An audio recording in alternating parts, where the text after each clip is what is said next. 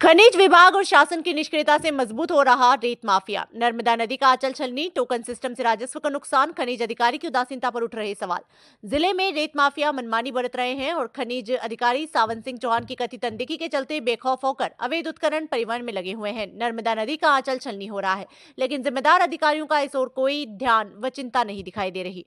खनिज विभाग द्वारा लागू टोकन सिस्टम का गलत उपयोग कर रेत माफिया शासन को राजस्व का भारी नुकसान पहुंचा रहे हैं। नियम के अनुसार रॉयल्टी का भुगतान होने के बाद ही रेत का परिवहन किया जाना चाहिए, लेकिन टोकन सिस्टम के कारण रॉयल्टी की राशि सीधे खदान मालिक की जेब में जाती है और जिले में रेत का अवैध चली उत्खनन और परिवहन जारी रहने के बावजूद खनिज विभाग के अधिकारी कार्रवाई नहीं कर रहे।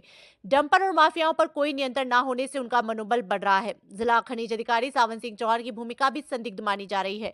अवैध उत्खनन परिवहन की शिकायत पर वो फोन नहीं उठाते, जबकि मध्य प्रदेश शासन की सीएम हेल्पलाइन पर शिकायत की जाने पर भी कोई कार्रवाई नहीं होती। कई बार माफियाओं को पहले से सूचना दे दी जाती है। सख्त कार्रवाई के अभाव में खरगोन में रेत माफिया की मनमानी जा रही है और शासन को राजस्व का नुकसान हो रहा है। प्रशासन की उदासीनता रेत माफियाओं को संरक्षण देने जैसी स्थिति पैदा कर रही है। सवाल यह है कि सरकार और प्रशासन इस गंभीर मामले में क्या कदम उठाती है और रेत माफियाओं के खिलाफ कार्रवाई कब शुरू होती है।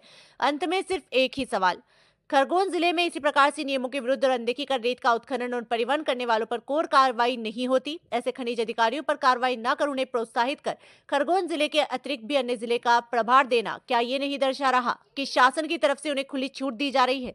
रेत खदान के ठेकेदार अपनी मर्जी से कहीं भी रेत का उत्खनन कर नर्मदा नदी का अन्य नदियों को नुकसान पहुंचाकर अपनी झोली भरती जाए।